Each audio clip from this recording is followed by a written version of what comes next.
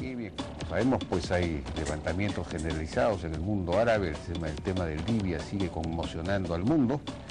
Y mientras tanto, aquí en Lima, Leila Bartet, que es una, en fin, socióloga, una historiadora, una intelectual, ha publicado un libro, o va a publicar un libro que presenta este martes, lo presenta en la Cámara de Comercio de Lima, a las 7 de la noche, un libro que se llama Las fronteras disueltas, voces árabes en el Perú, siglos XIX y XX, un poco la historia de la inmigración árabe y de los árabes en el Perú. Muy interesante. Leila, buenas noches, ¿qué tal? ¿Cómo le va? Bueno, antes de entrar directamente al tema del libro, que es muy interesante, brevemente, ¿a qué se debe que este levantamiento, digamos, más o menos generalizado en el mundo árabe, esté limitado al mundo árabe? ¿Qué pasa en el mundo árabe? ¿Por qué esta movilización general que está circunscrita al mundo árabe, porque no se extiende más allá de esos límites? Por el momento. En todo caso, yo creo que está ligado sobre todo al hecho que durante mucho tiempo, aunque no tanto si pensamos en las fechas en que la mayor parte de los países árabes llega a la independencia, que es entre los 50 y los 60, incluso Argelia recién en el 62 de la independencia, han vivido con regímenes pues que no siempre tenían características democráticas, tal como la entendemos nosotros en todo caso. Pero yo siempre recuerdo una referencia a este tema que hace Gemma Martín Muñoz, que es la directora de la Casa Árabe de Madrid, en el prólogo de uno de sus libros sobre el Estado árabe, donde ella señala con razón que en América Latina, inmediatamente tras la independencia, vivimos también nosotros guerras civiles, caudillismos, una serie de convulsiones que de alguna manera expresaban la búsqueda de un modelo propio de establecer sus estados, como estados independientes. Entonces, pienso que ha habido una serie de factores que han coincidido.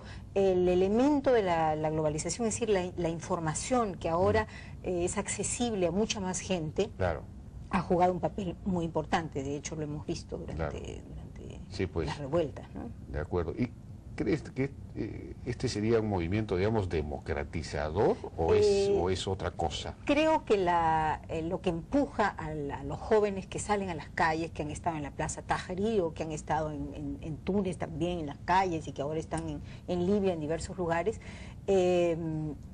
responde sí a un deseo de más libertad, a un deseo de mayor movimiento, de mayores expectativas económicas, etcétera. Pero no sé, no podría, no me siento, y creo que nadie podría tener en este momento certezas sobre lo que va a ocurrir después. Claro. Creo que el Estado que reúne las mejores condiciones para construir una democracia más sólida es Túnez, porque paradójicamente Túnez no tiene petróleo. Ah, claro, así es, pues los países que tienen mucho petróleo favorecen la emergencia de un dictador que no necesita cobrar impuestos. O de otros intereses, sea regionales o sea de otro tipo, pero que de alguna manera van a jugar una carta también, o sea, ahí hay muchos factores en juego. Claro, ¿no? Pero esas presiones pueden ser para un lado o para el otro, pero, claro, pueden ser pero digamos, si uno tiene un montón de petróleo, como el caso de Hugo Chávez, ¿para qué va a estar cobrando impuestos, por ejemplo, a la gente? Entonces no se generan ciudadanos responsables, exigentes, y ahí la persona puede dedicarse al populismo de distribuir el dinero, el petróleo, ¿no? Pero, claro, pero por ejemplo en Libia hay tribus, entonces de repente es una parte del país que está en contra de las tribus de donde viene Gaddafi, entonces es un problema intertribal, que no tiene nada que ver ni con democracia ni con nada, sino que quieren... Por eso decía yo que muy pocas personas podrían saber en este momento, claro, podrían adelantarse a qué va a ocurrir más adelante. Lo que yo creo es que hay que seguir observando con claro, atención e interés lo que pasa ahí, entre otras cosas porque el barril de Brent ya está cerca de los $130, sí, pues, entonces eso puede producir efectos terribles a nivel internacional. Pero en el caso de Libia es un hecho que se trata de un Estado de extrema fragilidad, digamos, de alguna manera, porque está basado en fuerzas tribales. O sea, sí, pues, no ha habido nunca partidos políticos, ni oposición tal como nosotros podemos imaginar una oposición, ni siquiera una oposición como la que se puede encontrar en otros países de la región, ¿no? Como pueden ser en el caso de Marruecos hay partidos políticos, en el caso de Argelia también los hay, con mayor o menor libertad, ese es otro problema, pero que los hay, en cambio en el caso de Libia no. Salvo los hermanos musulmanes que hicieron una revuelta en el año 97 que fue fue reprimida muy violentamente, no hay partidos políticos. No, entonces son grupos tribales e intereses tribales. Eso hace que la situación sea más compleja. Más compleja. Bueno, yendo al libro, que es muy interesante, Las fronteras disueltas, voces árabes en el Perú. Bueno, los árabes llegaron principalmente a partir del siglo XIX, más o menos fines del siglo XIX, ¿no es cierto? Y veo que venían principalmente de Palestina, ¿no? De la zona de Palestina. No eran musulmanes, sino cristianos, ortodoxos o lo que fuese. Y llegaron por Argentina, por Bolivia, llegaron a la Arequipa, ¿no? Cuéntanos rápidamente esa parte. Sí, una de las características de la inmigración árabe que llega al Perú es que cuando empieza a llegar a fines del siglo XIX, en plenos actores finales del Imperio Otomano, antes de la Primera Guerra, llegan por mar naturalmente. No existía el Canal de Panamá. La única manera de llegar a las costas del Pacífico era pasando por Cabo de Hornos o atravesándolo, el continente. Entonces eso es lo que ocurre. Llegan, desembarcan en Montevideo o Buenos Aires y atraviesan el norte de Argentina siguiendo la ruta del ferrocarril. Conforme el ferrocarril avanza, ellos avanzan, entran por eso primero a Bolivia y cuando se hace el tren de La Paz a Huaqui, ingresan por ahí y luego ya se instalan en el Cusco, en Arequipa, en la época del apogeo de la comercialización de las lanas. La exportación de lana de alpaca y esas cosas. Claro, y ellos se convierten en comerciantes, ¿no? Se convierten en comerciantes a pesar de que buena parte de ellos venía del campo, ¿no? Hay una transformación, digamos, que ocurre en América, no solo en el Perú, también en otros países del continente. Pero parece que tenían cierta habilidad para el comercio, ¿no? Y, digamos, de ahí tú señalas que establecen ciertas, digamos, ciertos procesos, ciertos mecanismos de comercio que les permiten avanzar. Sí, introducen, entre otras cosas, la venta a plazos, claro. la venta de hormiga, es decir, la gente podía pagar de sol a sol, cada día pagaba un sol, por ejemplo, es una facilidad de pago que no habían existido antes, entonces toda una parte de la población campesina, pobre, que no podía adquirir una serie de cosas, empieza a poderlas adquirir gracias a estos sistemas. Entonces ellos viajaban además de pueblo en pueblo, se introducían realmente dentro del país. Muchos aprendieron a hablar quechua antes de hablar castellano. ¿Y cuáles familias de las conocidas ahora, por ejemplo, vienen de esa primera hornada? De esa primera hornada tenemos, bueno, el primero que he encontrado es primo de Rabí, que es la familia de la que desciende Alonso Rabí, que fue periodista en El Comercio. Luego están los abogatás. O sea que Daniel Abogatás viene, Cajat. Abusada también, creo, los ¿no? Abusada, los Guía. Hay una serie de familias que llegan de Chara, he visto también el apellido Chara. Es el Rabí Chara. Chara, así se dice, ya.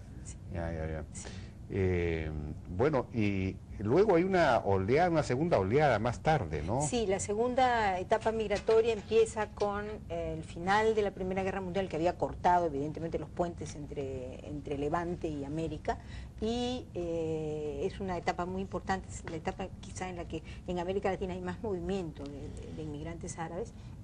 Y luego pues viene la última etapa tras la creación del Estado de Israel, que cambia un poco las reglas de juego en la región, que convierte la región en un área muy violenta, que es la que nosotros conocemos ahora, con guerras sucesivas, y ahí vuelve a salir muchísima gente. Ya no vienen tanto a América Latina y menos al Perú, porque de ser un continente de acogida nos hemos convertido en un continente de expulsión. Ahora nosotros producimos inmigrantes. Claro.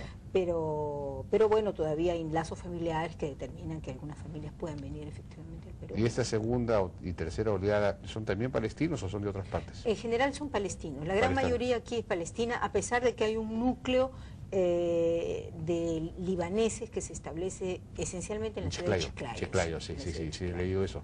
Y todos son cristianos, no hay, pero recientemente hubo una inmigración musulmana, ¿no? Sí, en realidad la primera inmigración musulmana que se va a establecer también en la costa, en Piura, es la inmigración que llega más o menos por los años 30 y se establece efectivamente en Piura. Y luego, después de la creación del Estado de Israel, empiezan a llegar una serie de inmigrantes palestinos, árabes, musulmanes. La última, lo que no hay que confundir es el establecimiento de una comunidad musulmana chiita en el sur del Perú, que es pakistaní, no es árabe. No es árabe, de acuerdo, no, así es. Y bueno, también he visto ahí los árabes en Gamarra, por ejemplo, parece que ahí juegan un papel ahí, ¿no? Sí, yo creo que es muy interesante, es como un círculo que se cierra. Ellos empiezan su trabajo en el Perú al lado de la población andina, muy cerca de ella, y como decía hace un rato, incluso aprenden a hablar quechua antes que hablar español. Y luego, cuando ocurren las migraciones a la ciudad, y los primeros comercios en el mercado mayorista que empiezan a ser florecientes, ellos ya están allí. Y cuando se crea Gamarra están allí, y ahora tienen comercios muy prósperos en Gamarra, una vez más al lado de los migrantes andinos. Por eso yo siempre digo que bueno, ahí está Mansur, no sé qué otros hay. Sí, están los Mansur que están allí, están los Guía, también tienen algunas tiendas importantes ahí. Sí, hay y claro, y en la industria textil también hay bastantes árabes. Los que llegaron en la primera generación, entre los años de entreguerras, cuando habían logrado ya consolidado de alguna manera su poder económico a partir del comercio, deciden dar un paso adelante y entonces, digamos, empezar una producción horizontal, empezar a producir sus propios textiles y a comercializar sus propios textiles. Y entonces empieza una industria textil importante también para los árabes. Eso hacia mediados de los años 30 y sigue avanzando y se hace mucho más fuerte después de la Segunda Guerra Mundial, ¿no? De acuerdo. Desde los 50. ¿Cuántos árabes o descendientes de árabes habrá en el Perú? No se sabe. La colonia árabe. Sí, según un libro que fue publicado por un libanés a pedido de la comunidad colombiana, él hacía un cálculo en los años 50 de unas 5.000 familias, pero su cálculo creo yo que estaba un poco errado porque se basaba esencialmente en datos que había conseguido en Lima, y hay muchos levantinos que no vinieron a Lima, que estaban más o menos perdidos, y si se estudia primera, segunda y tercera generación, como hacen los brasileños, por ejemplo, que siempre se refieren a sus 3 generaciones, habría que incluir a todos aquellos que no están registrados, en que los hijos que son mucho más que 5.000. Yo pienso que son muchísimo más. Muy bien, Leila Bartet, autora del libro Las fronteras disueltas, que se presenta este martes. La carátula del libro. Está la carátula del libro, se presenta este martes en la Cámara de Comercio de Lima a las 7 de la noche. Muchas gracias y felicitaciones por el libro. Gracias. Vamos a una pausa y regresamos ahora con una mesa sobre la policía, la reforma policial, la seguridad ciudadana, con la teniente Patricia Mormontoy, que va al Congreso por Fuerza 2011, el general César Alberto Jordán, que va al Congreso por Perú Posible, y Juan José Santibáñez, Alianza por el Gran Cambio. Regresamos.